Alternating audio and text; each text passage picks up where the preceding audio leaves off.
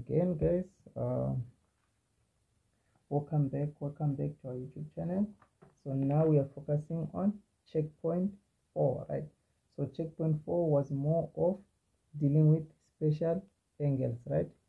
We're dealing with special angles. So they said we must find this using the special angles. So with these special angles on the lesson, so now let's try to use them to find the values of this without using a calculator, right? So they said, what is the value of sine of 45 multiplied by the tan of 45, right? So if we're looking at our diagram there, we said the sine of 45 is equal to root of 2 over 2, right? And the tan of 45, we said it is equal to 1. So this is multiplied by 1, right? So it means that our answer is simply root of 2 over 2, like that, right? And moving to number 2. So on number 2, it is saying the cos of 60 plus the tan of 45, right? The cos of 60, as we are looking at that diagram, we can see that the cos of 60 is equal to half, right? And then the tan of 45 is equal to 1. So if we're adding the 2, we are going to get 3 over 2. So that is our answer on number 2, right? So let's look at number 3 now. So on number 3 is saying sine of 60 minus cos of 60, right? So what is our sine of 60? As we're looking at that diagram, our sine of 60 is equal to root of 3 over 2, and our cos of 60 is equal to half. So this will be square root of 3 over 2 minus half, which you can deal with by just punching them in the calculator, right? And let's see what does that give us. So when they're telling you that without the use of a calculator, they're just trying to say don't use the calculator in trying to solve these ratios, but here you can be able to use the calculator. So let's see what does it give us. So when you punch that directly in the calculator, it gives you -1 plus root of 3 all over 2. So that would be your answer, just like that. So let's look at number 4 now. Let's look at number 4. So this is saying tan 30 divided by sine 30 divided by cos of 45, right? So we're looking at the diagram. What is the value of tan 30? It is the root of 3 over 3, right? So being divided by the value of sine 30, which is also divided by the cos of 45, which is the root of 2 over 2, right? So it means that from here we can punch everything inside the calculator, because this is the only part they don't want you to use the calculator. They want you to know your table of special angles, right? So we can punch here in the calculator and find the answer from that. So when you divide that inside the calculator, get 2 the root of 6 all over 3 as our answer. So we can look at number 5 now. Let's look at number 5 to see what happens now. So we're having cos of 45 minus sine 60 minus sine of 45. So cos of 45, we can see that it is root 2 over 2, and then this gives us square root of 3 over 2, and this last one gives us root of 2 over 2.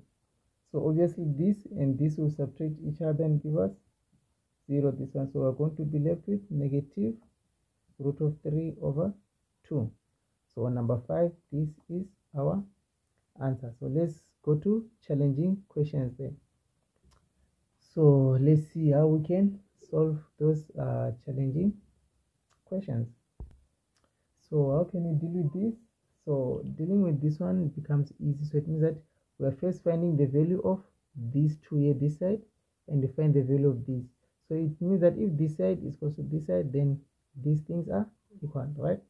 So first thing first, what is the value of sin 60? The value of sin 60 is equal to root of 3 over 2, right? Which is being divided by cos of this. And cos of this, we know that it is half, right? So if we're dividing the fractions, we know that we reciprocate this and multiply it. So this would be the root of 3 all over 2 multiplied by 2 over 1, right? So which this and this will cancel, and our answer will be root of 3, right? And then from this side now, the tan of 60, when we're looking at our special angle diagram, it is just equals to the root of 3, right? So which means that this side is equal to this side. So we've shown that this side is equal to that side. So let's look at our number B. So now let's look at this again. We are trying to show that this side is equal to that side, right? So what do you know? What is the value of cos 30? When we're looking at our diagram, cos 30 is equal to the root of 3 over 2, right? So let's try to check from this side. What do we find, right? So here again we are having so we're trying to find the value of 1 minus sine squared 30, right? So what is the value of sine 30? Sine 30 is equal to half. So it means that this is equal to half but being squared. So this will give us the root of half. If we if we square half, we're going to get a quarter, right? If we get a quarter, so it means that 1 minus a quarter, if we have 1 and we subtract a quarter, we get 3 over 4, but we're having a square root. So the square root of that, after square rooting on this value, we are going to get root of 3 over 2, right?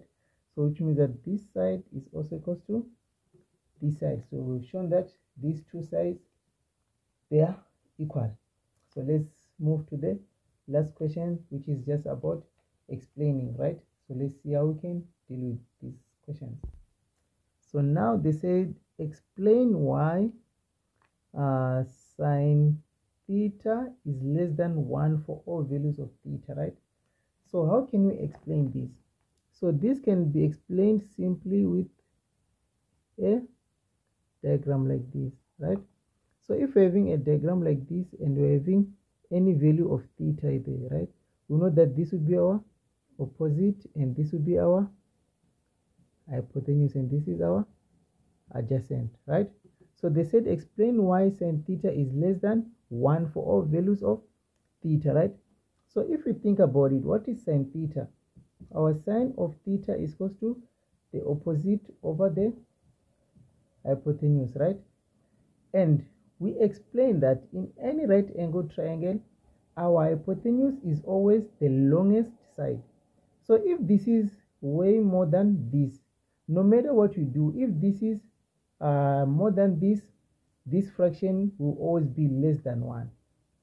So if the denominator is bigger than the numerator, no matter how much we try, if the numerator is bigger than the if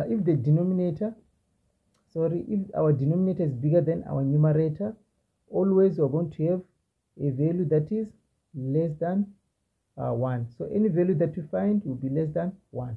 So that's why we are saying no matter the angle that we place here, if our hypotenuse is always bigger than the opposite side, it means that any answer that you're going to get there, it will be less than 1 because the denominator is bigger than the numerator. So that is the explanation, right?